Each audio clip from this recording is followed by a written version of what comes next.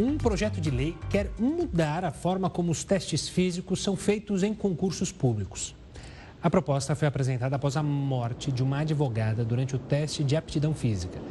O texto tem como objetivo regular a realização das avaliações físicas, com proibição de testes em determinados horários e regras para investigar e identificar possíveis falhas nos processos. Esse teste é comum para a polícia, corpo de bombeiros e áreas similares. Ele serve para verificar se o candidato tem condições físicas adequadas para o cargo que deseja exercer. Quem vai tirar nossas dúvidas sobre esse assunto é o cardiologista esportivo Ricardo Contesini. Doutor, muito boa noite para o senhor. Muito obrigada por ter aceitado o nosso convite para participar dessa conversa.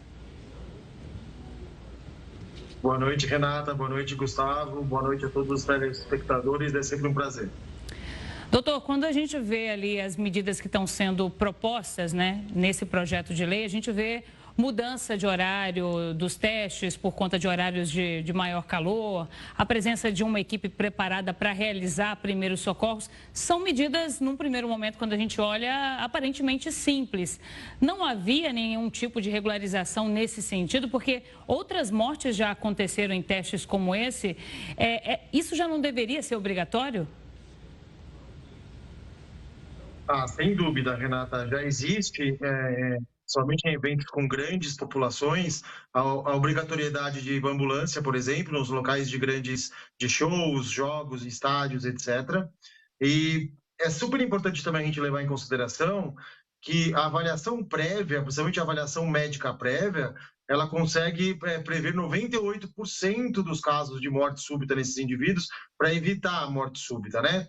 Mas em 2% dos casos ainda algumas alterações podem ocorrer. Por isso que é importante, sim, a gente ter uma equipe médica qualificada e colocar algumas condições para essa prática ser realizada de uma forma mais segura. Doutor, você falou justamente sobre exames. Uma das propostas é justamente fazer com que as pessoas apresentem os exames ou passem por exames médicos antes do teste de aptidão física.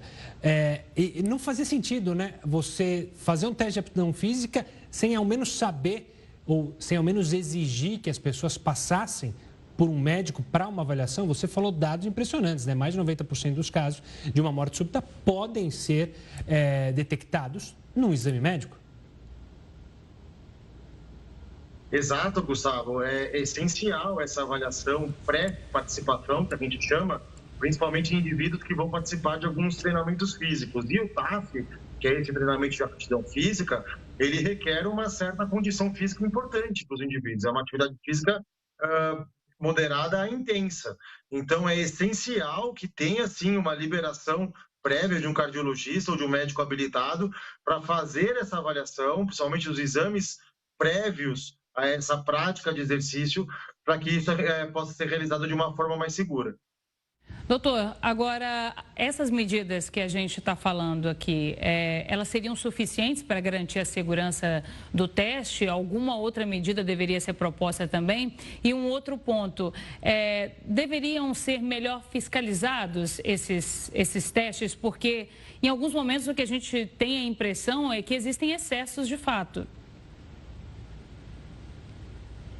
Sem dúvida, Renata. É super importante que durante o processo dessa investigação, né, dessa avaliação pré-participação, algumas coisas sejam realizadas. Então, a Sociedade Brasileira de Cardiologia já preconiza que esses indivíduos tenham que ter submetidos pelo menos a um eletrocardiograma, além de uma consulta com cardiologista e um exame físico. Isso é o mínimo. Mas naqueles pacientes acima de 35 anos, que já têm alguns outros fatores de risco, como hipertensão, já tiveram algum evento cardiovascular, como infarto, derrame, etc., é super importante que outros exames também sejam realizados. Entre eles o teste ergométrico, por exemplo, que é um exame em que o indivíduo, a gente vê como o coração se comporta durante o esforço físico. Então, é de suma importância que isso seja protocolado e que isso seja levado a sério como a caráter de lei.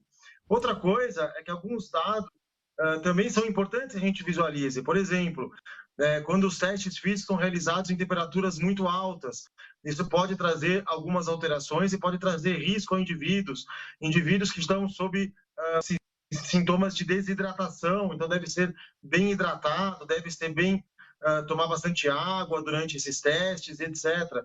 Outras avaliações, como muitas vezes acontecem, principalmente aqueles indivíduos que vão ser submetidos a águas frias, quando a água está muito fria, ela também pode ocasionar alguma alteração que pode levar a um problema cardíaco.